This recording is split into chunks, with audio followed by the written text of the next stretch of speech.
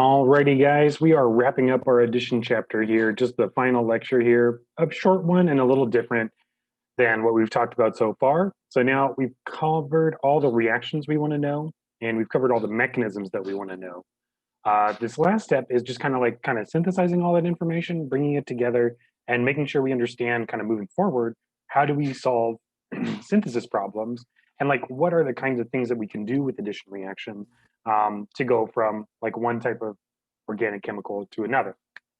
This is going to kind of like bring everything together. So yeah, so like trying to pick out a addition reaction that you're going to need, try to figure out, what reagents are used, and then determine what groups are going to be added across the CC bond.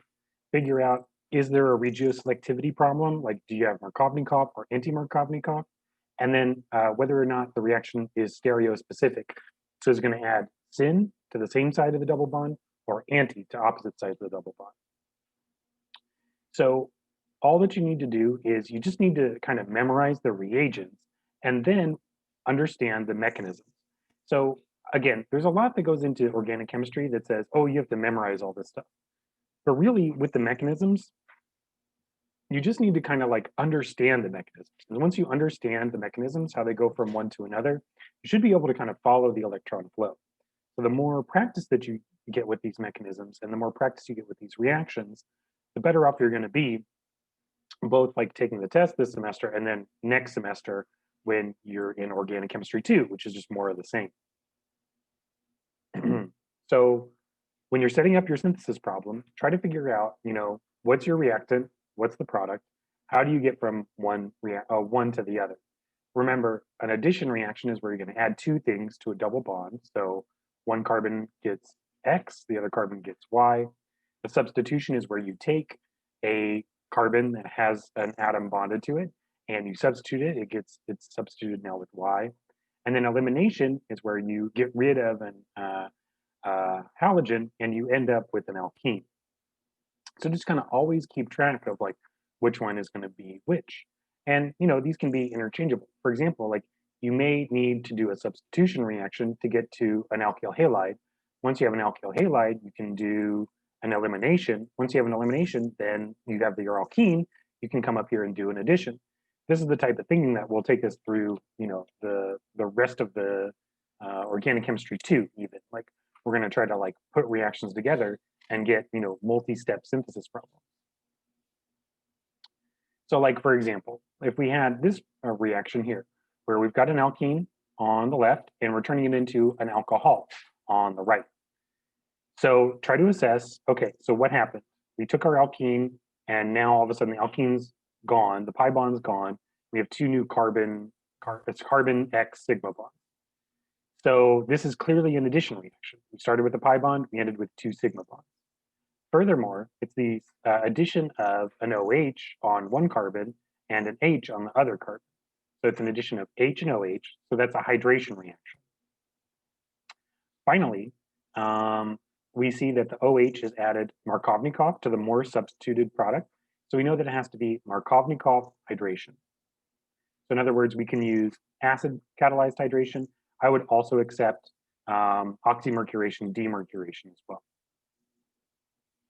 Okay, so now one thing that we can do is, so now what we're gonna do is we're gonna go through like a series of types of reactions that you might see. If you can recognize these types, then you're gonna see patterns. So for example, here where we're changing the position of a leaving group. So like, let's say that we have bromine on this third carbon here, and we move it to the second carbon here. That's not a reaction that we know how to do, and it's not gonna be done with just a single reaction. But what we can do is if we take this and we do an elimination reaction, that gives us an alkene. Then we do an addition reaction, we do,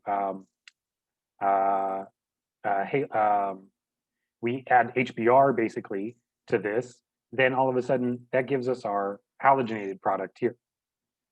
So hydrohalogenation, sorry, I skipped my mind for a second. We do hydrobromination in this case, and that gives us bromine on the more substituted carbon, the hydrogen on the less substituted carbon, and boom, we've moved our leaving group. You can see elimination and addition, that's how it works. Now, so this is the general form where it's elimination, then addition. But if we want to get specific as to like what reactants we're going to use, we move on. So remember, we have to think back to our elimination reaction. We can either use a small strong base or a bulky base. If we use a small strong base, that gives us the Morse substituted alkene, the Zaitsev alkene. The bulky base would give us the Hoffman product, the Hoffman alkene. Since if you check it, we need this alkene, the more substituted one, that means that we should use sodium methoxide or some other small base. Ethoxide would be fine as well. Now, then we're ready for the addition reaction. Well, this addition, it's Markovnikov addition of H and Br. The Br goes to the more substituted carbon. That's why we call it Markovnikov. And all you need to do with that one is HBr. That's one of the mechanisms we covered early in this chapter. Okay, now think about this one. Looking at this transformation, we have an OH, we have an alcohol, and it moves from a highly substituted carbon to a less substituted carbon. So moving this OH group, again, no single reaction can do this, but we can, if we do an elimination followed by an addition. If we do an elimination of this OH, we form an alkene, then perhaps we could move the OH group to the far side down here. So it's like an elimination plus an addition.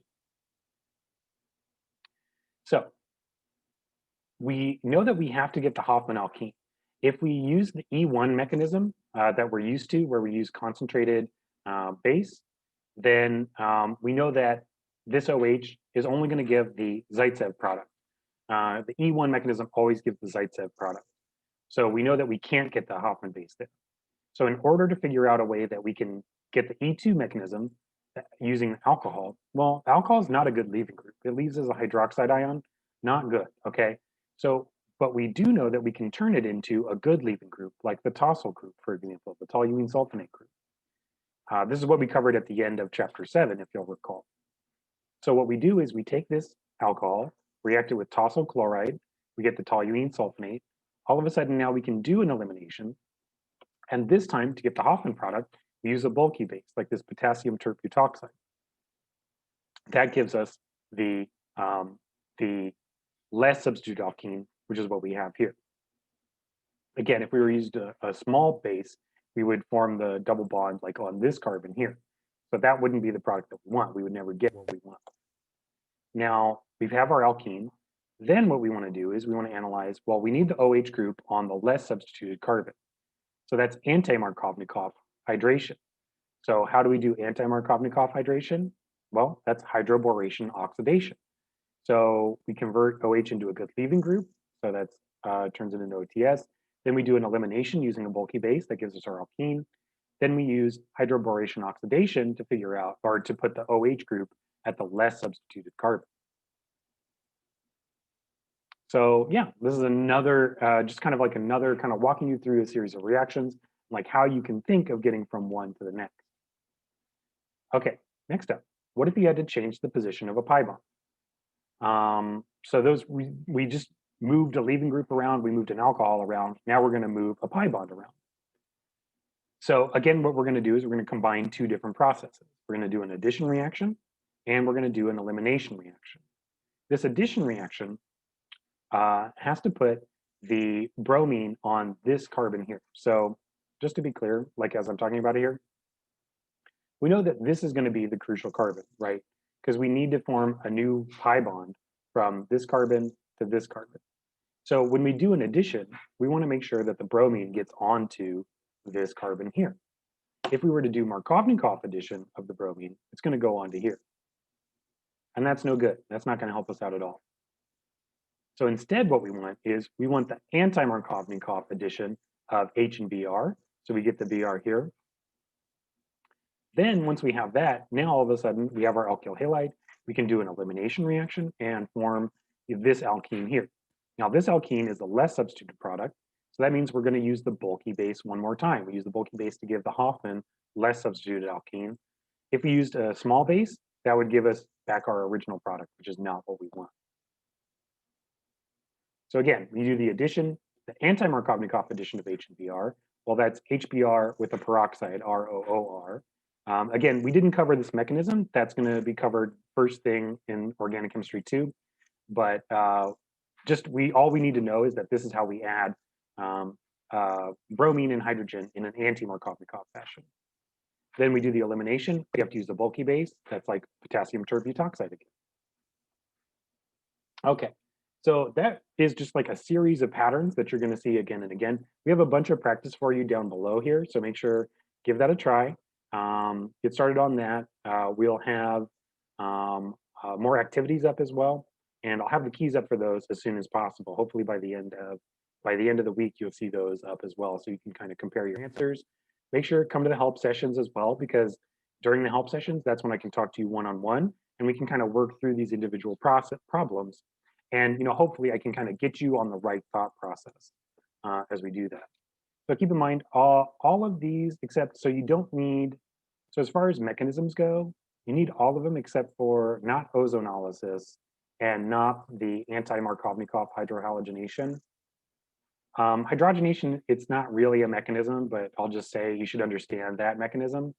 That's where you have the platinum surface, for example. So you don't need the mechanism for ozonolysis or hydrohalogenation, anti-Markovnikov.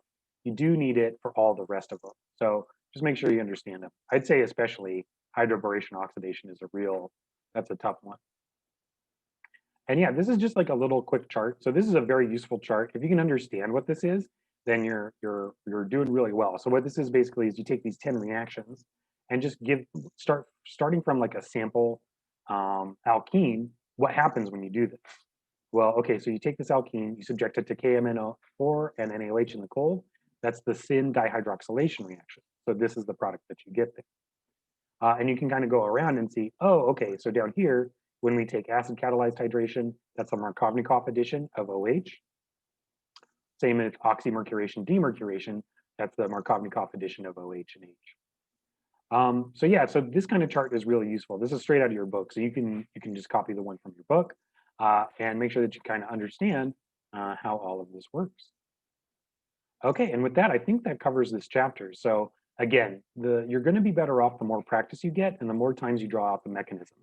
So as you kind of like walk through the mechanisms, make sure, literally, I would say like talk it through. Like say, okay, make sure you understand why these electrons are moving from one place to another. Like, why is this a nucleophilic attack?